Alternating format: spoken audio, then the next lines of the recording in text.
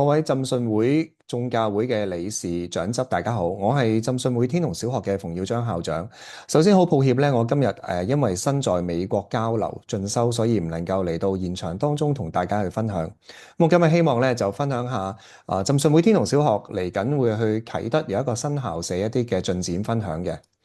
咁首先咧就同大家分享一個好消息啦。咁學校咧已經順利經教育局通過啦，我哋會係批准咗喺25年嘅9月1號開始，我哋會改名為浸信會孔憲兆天虹小學嘅。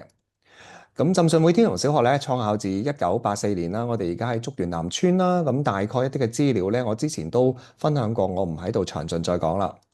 咁嚟緊我哋會搬去啟德木安街2號嘅一個嘅重新起嘅一個30個課室嘅一個嘅新校舍啦。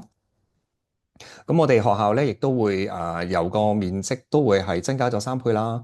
咁同埋個校網咧都已經係由43校網轉咗去34校網，交通都好方便嘅。喺啟德站行出嚟咧，約莫5分鐘到就到噶啦。咁而政府當時嘅撥款咧係4億3770萬嘅。咁呢個咧就係新校舍嘅一個嘅構想圖啦、預想圖啦，都比較接近會現實噶啦。咁另外有啲內部嘅裝修啦，咁一啲嘅小禮堂啦，圖書館啦，都仲有喺度設計緊、變化緊嘅。咁禮堂啦都會比較大啦，最多可以容納到接近1000人啦。咁呢啲就係一啲小組學習室啦。咁呢個咧就係音樂室啦，係一啲最新設計嘅呢幅圖係。咁另外就有啲空間，我哋可以去觀星啊。呢個就係嗰啲課室啦。咁呢個咧，因為我哋係用一個合成組裝嘅方法咧，係去設計呢一個嘅校舍，咁所以呢啲課室係原個整好咗咧，喺內地運落嚟咧，係好似 LEGO 咁砌翻去嘅。咁呢個就係當時我哋去睇呢啲課室嘅 demo 嘅一啲嘅相片啦。咁呢個咧亦都係最近4月中嘅一個嘅工程嘅相片啦。咁已經係去到起緊4樓啦。咁我哋其實得5層嘅啫，呢個校舍。陸陸續續都起緊一啲唔同嘅 building 啊，呢個位係lift 嚟㗎嚇，咁準備即係可以放 lift 啦咁樣。大概而家個工程進度咧都會係希望喺第4季啦嚇，即係我哋啱啱開完會，佢都話10月到啦，咁就交間校舍俾我哋啦。咁我哋期望26年嘅3月或者4月咧就可以搬入去新校舍度使用啦。咁有一系列嘅禱告事項啦，咁特別係為到工程啦、搬遷啦，同埋我哋會有一啲嘅 top up 工程啊、籌款等等啊，呢啲都希望即係求主帶領我哋可以讓到呢間學校咧去祝福更多唔同嘅人啦。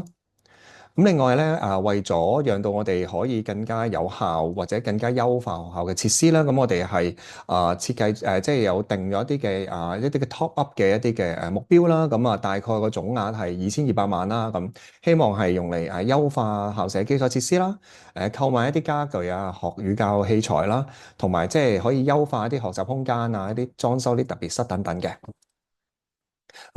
所以我哋都配合呢一個計劃，我哋有一個嘅設施命名捐款嘅計劃啦。咁包括我哋嘅校舍個名，我哋都係已經係由即係孔憲兆基金會佢哋去支持我哋，所以我哋就改咗個校名啦。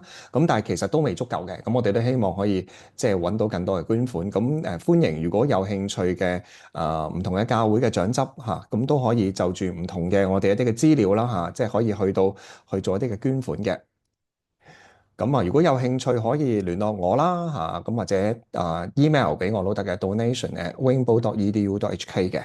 但係咧即係所有嘅一啲嘅設施命名咧都要需要獲得天虹小學嘅校董會、法團校董會咧去通過作實嘅。咁另外咧都喺度想作出一個呼籲啦。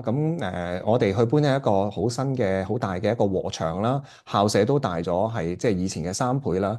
咁我哋都期望咧，即係除咗我哋一路合作開嘅竹園浸信會之外咧，都可以咧再多一間嘅合作教會。咁所以我哋咧就喺聽日開始咧就會進行一個招標程序，係一個浸信會天虹小學堂校合作招標嘅一個嘅安排啦。咁我哋都安排咗喺5月24號星期六早上有一個簡介會啦。咁呢度都有個QR code 啦。咁有興趣嘅都可以係即係掃呢個 QR code 去報名啦。咁而有關今日一個招標一啲嘅三份文件，加埋另外一份頭先我哋嘅命名籌款嘅文件咧，咁我都邀請咗聯會嘅同工咧喺即係嚟緊嘅時間咧，盡快係會發俾全港嘅即係浸信教會嘅，即係浸聯會底下嘅浸信教會嘅。咁啊，最後咧都多謝大家即係願意即係聽我嘅分享花時間啦。咁亦都希望咧嚟緊嘅年會啦嚇，即係唔知26就問啲可能27年嘅年會啦，咁就可以大家嚟到啟德嘅浸信會孔獻兆天虹小學咧，係嚟一齊參觀下，一齊咧係去感謝上帝咧，俾到喺呢個咁困難嘅時間啦嚇。咁我哋都有咁大嘅恩典，咁啊多謝大家專心嘅聆聽，多謝，拜拜。